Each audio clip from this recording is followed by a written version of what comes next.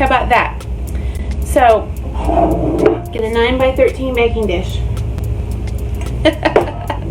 Alright, now, y'all can see my, oh, I can't believe my computer just turned off. Okay.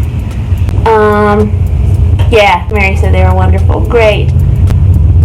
Oh, Maria says the Henry Baines house is a Louisville tradition from the Round Hotel. I'm going to have to look that up.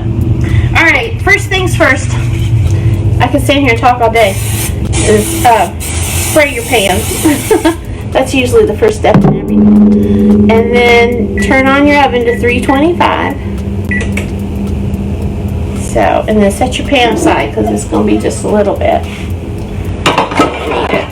But not actually that long. Alright. If y'all knew what a tiny space I was working with here, you would laugh. Alright.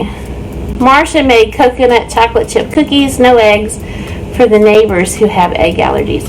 Yeah, and she sent me a picture and they looked fantastic.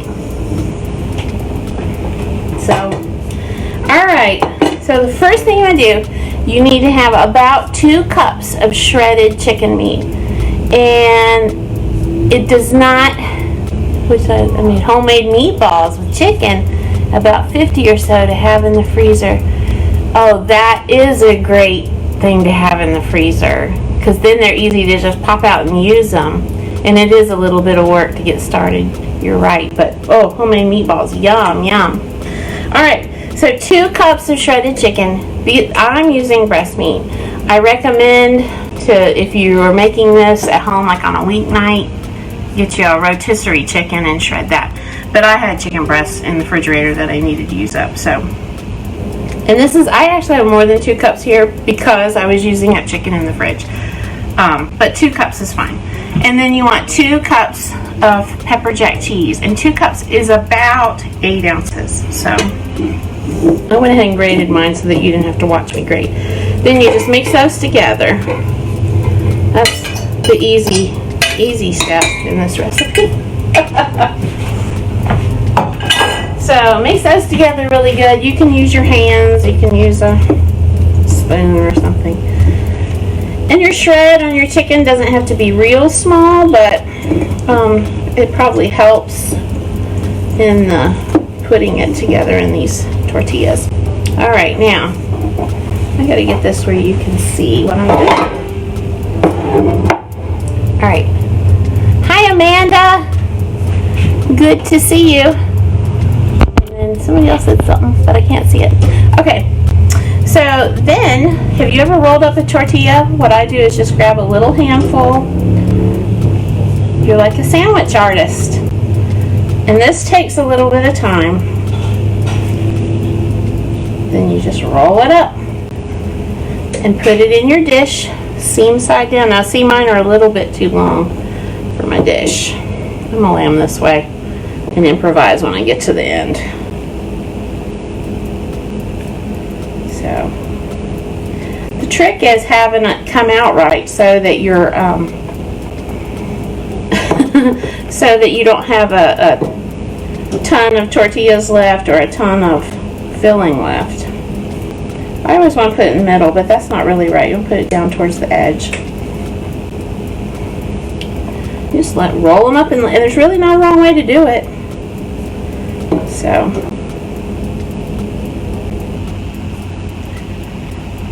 and you might be thinking that's not a lot of flavor in there, but it's gonna be. We're putting the flavor in the sauce, and then the sauce is gonna really fill up the dish.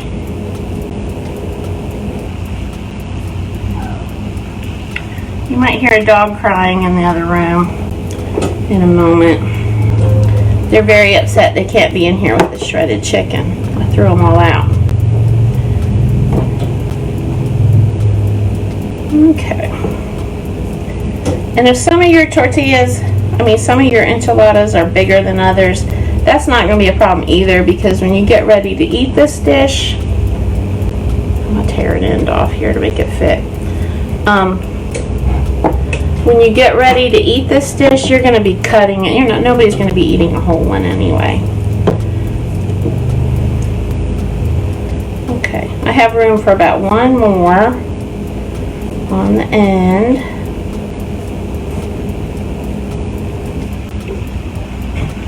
And what I did with mine is tear the end off to make it fit. Alright.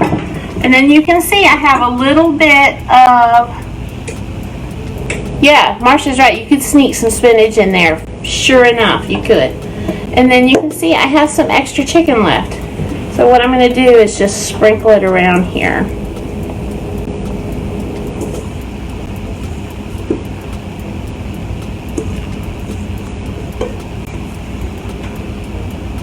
Okay. See that? That was not hard at all, and it didn't take a lot of time. Okay, and then we're going to I'm going to take all this and set it aside. And we're going to cook up some sauce, okay? This is Wendy. Thanks so much for watching this video. I hope you'll join Sarah and I on our mother-daughter adventures in takeout. You can find Dorks with Sporks wherever you download podcasts or at dorkswithsporks.com. Alright, let's get this sauce cooking. I'm going to turn it back down towards the stove. Alright, there we go. Alright.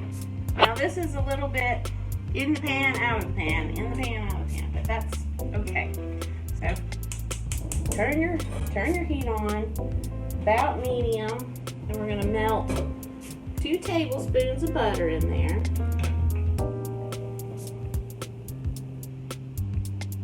Whole wheat tortillas. You can use whole wheat tortillas. You can use whatever kind of tortilla you like to use. There's the low carb tortillas. There's the, the spinach. Whatever you think is going to taste good to you is fine. Because they're going to get this sauce poured over the top of them, and then you're hardly going to be able to recognize that it's a tortilla in there.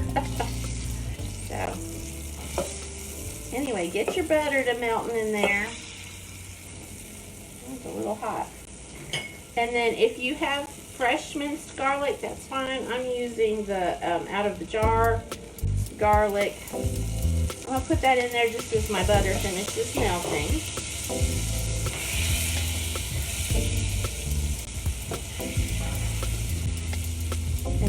And we're just going to get it just to the melting point because I don't want my garlic to burn. Garlic that gets burnt is it gets kind of an acrid taste. Hey Cheryl, good to see you. Hey Janice. Alright, I'm going to let it cook for just a second. And then I'm going to take this and pour it out into this dish here.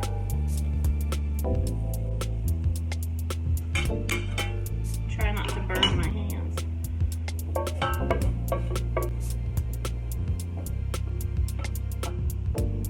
Alright. And then I'm going to get, this is about 3 tablespoons of butter. I'm going to get that to melting.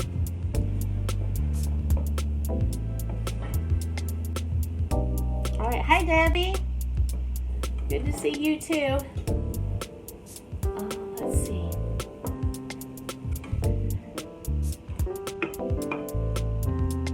And then as this gets melted, then we're going to add get the flour. And the reason we took the other out, now we're putting this in, is that I need for the flour to cook a little bit so it gets the floury taste out of it, if that makes any sense.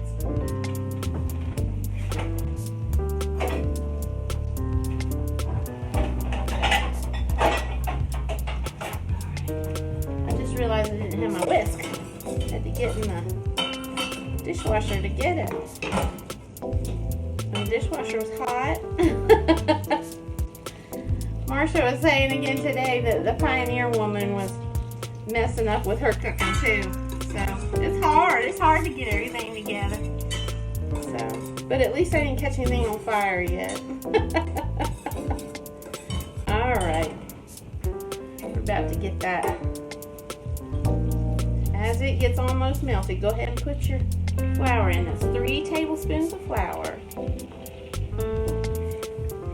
And we're just going to let it cook a little bit. Get a little brown. It doesn't have to cook for a long time. You'll see it starts to turn colors kind of quickly.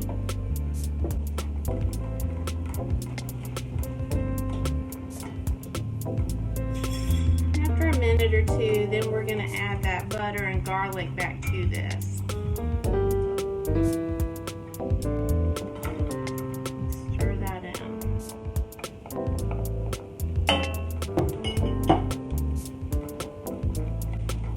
Okay.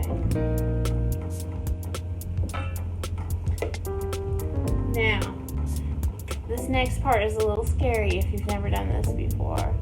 Cheryl says, I've been cooking like crazy, made homemade. I saw that on Facebook, Cheryl. I'm amazed at the stuff you're cooking all the time, feeding your big family.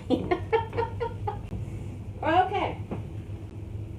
So now I've got 4 cups of chicken stock, and Django, I'm assuming you're using vegetable stock. We're going to add that in just little bit by little bit, and whisk each time you add some. It's going to seem like at one point, like the stock is just growing. That flour will puff up, and it can be kind of scary. So just add a little bit, whisk, a little bit, whisk, a little bit, whisk, until you get the whole 4 cups added.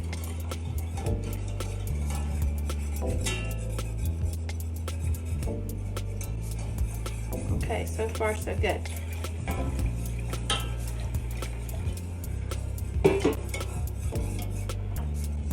And what's going to happen with this is as it heats up, it will thicken and start to bubble, and that's exactly what we want. Hey, Brinkley. Oh yes, Cheryl, make them for Cinco de Mayo. That's right. And in fact, I'm going to make these, and somebody must have pulled up in the driveway. The dogs are all barking. I'm going to save this for Cinco de Mayo myself. The kids are coming over, so this will be part of the taco night we have. So.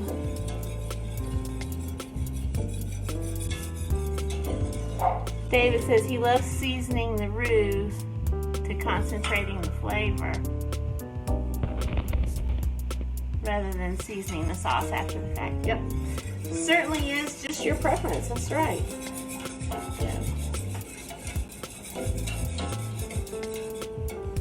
All right. There. All right. I'm going to turn my flame up a little bit here. Keep things rolling.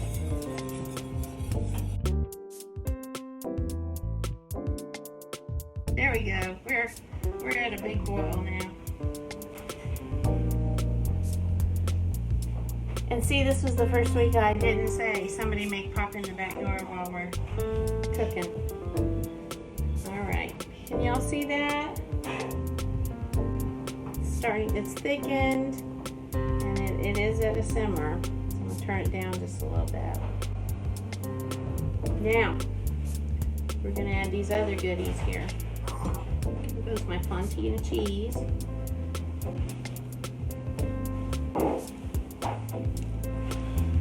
Oh, and I have to tell you something. Back, I don't know, it's been a year ago maybe. My son-in-law Richie's friend at work was having his girlfriend over for dinner. It's getting serious. And he had told Richie he needed a good enchilada recipe.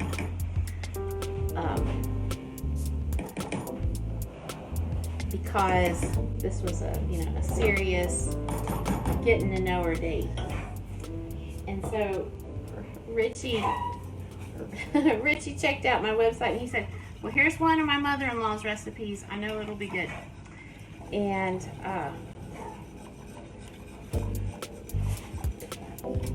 so the guy made these enchiladas, and apparently the date was a big success. So I'm really proud of that. All right, and then in goes the rotel.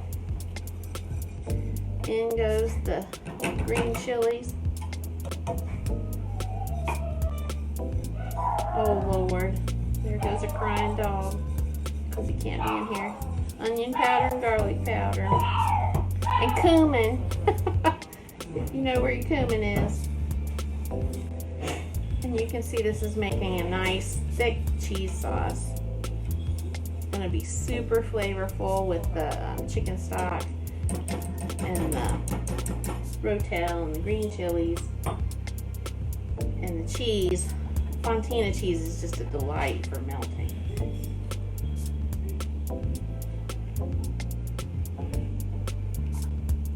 Alright, we'll cut this off. And then you just pour this over your enchiladas. Let me just let it cook a minute longer. Alright. There's our enchiladas. We'll let this thicken just a little bit more. See how I left some green chilies in my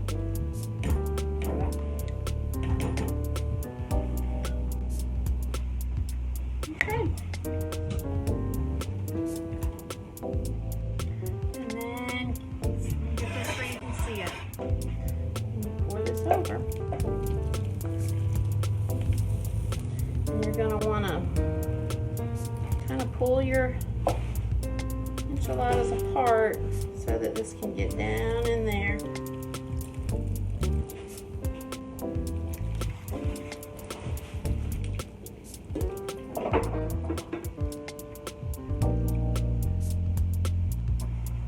Don't want to overfill.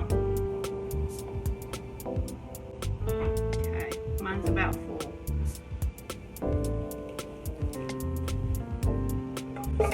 And then put some cheese on top, like this.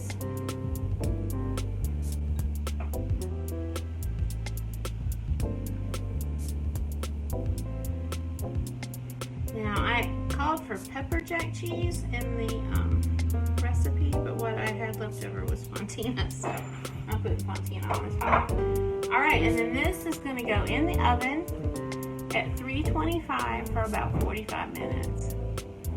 I'm sorry, for about 25 minutes. It'll be all thick and bubbly. And then when you get ready to serve, you just scoop some out with a spoon. So, okay. And that we did all of that. And most of it was stirring that sauce. But we did all of that in just about 30 minutes. So this isn't a recipe that takes a lot of time. I'm going to turn